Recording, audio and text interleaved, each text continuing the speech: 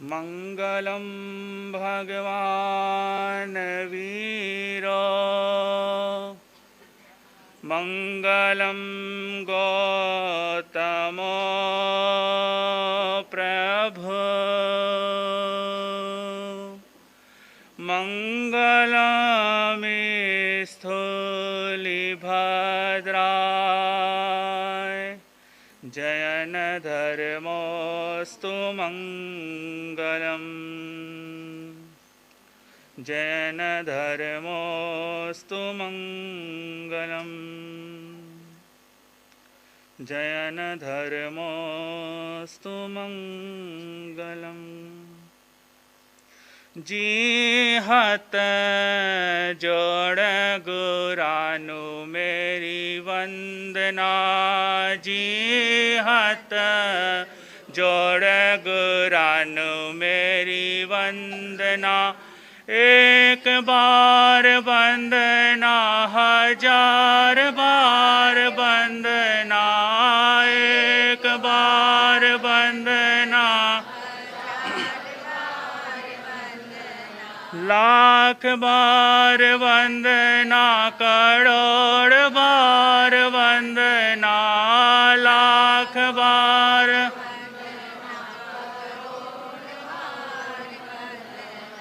जी हाथ जोड़ गुरानु मेरी वंदना जी हाथ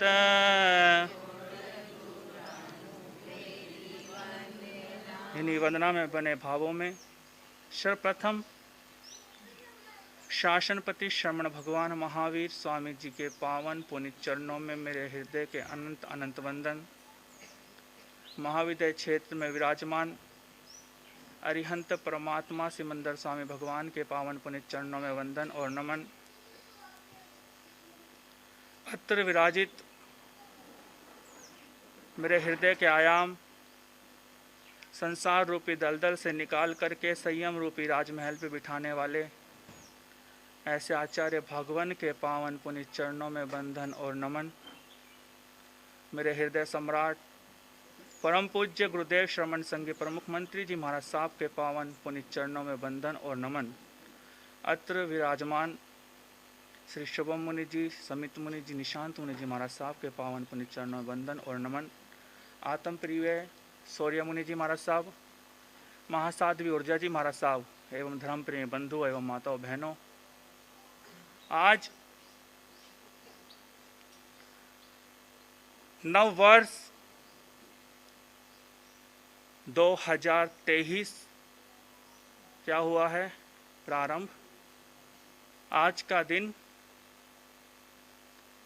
पहली तारीख, पहला महीना और नया वर्ष क्या हुआ है, बोलिए, प्रारंभ। तो कुछ नया लग रहा है, क्या लग रहा है? सिर्फ तारीख बदली है या कैलेंडर बदले हैं या सन बदला है? ये हर साल बदलता है। क्या हमारी सोच, हमारी दृष्टि परिवर्तन हुई है? क्या हम में कुछ नया संचार हुआ है? हुआ है तो अपने भीतर से देखना। ये नया वर्ष आत्मज्ञानी के चरणों में मनाने के लिए आप लोग यहाँ आए हैं। कोई साधारण संत नहीं, एक आत्मज्ञानी संत। संसार के अंदर संत बहुत मिल जाएंगे, पर आत्मज्ञानी का मिलना बहुत कठिन है। आत्मज्ञानी कौन?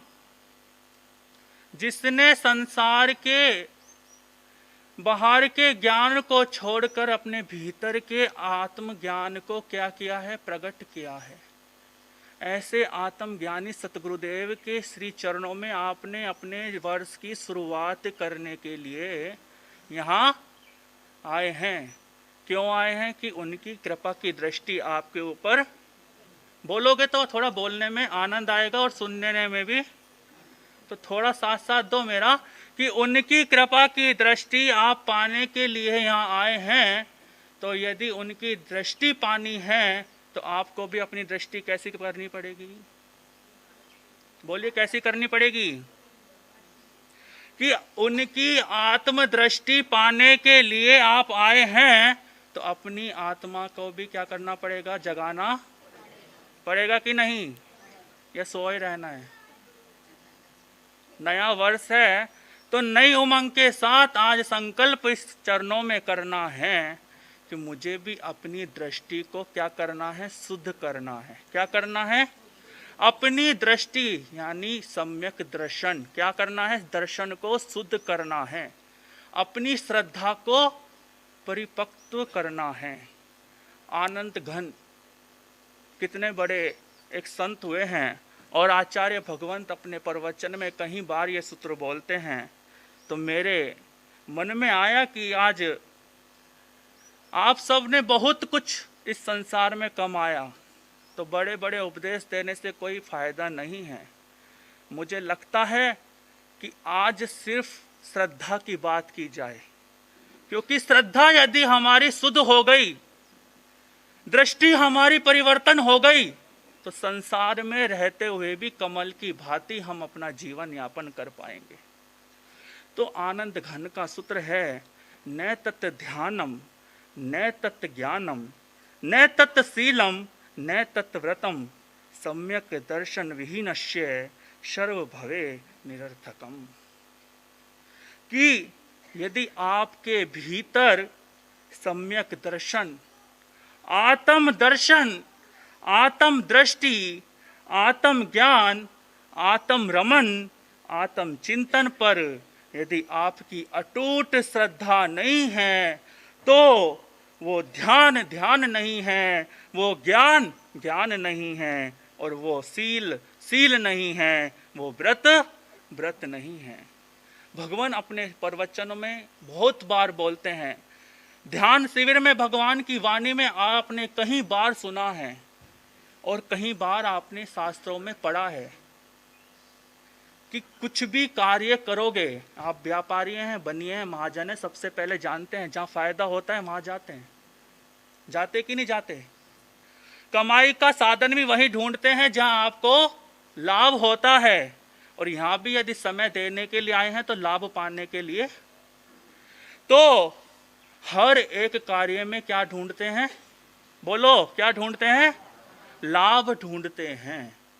तो हमने अभी तक क्या किया? कितना हमने जप कर लिया, कितना हमने दान दे दिया, कितना हमने तप कर लिया, और कितना ही हमने आर्त और रौद्र के द्वारा ध्यान ध्या लिए।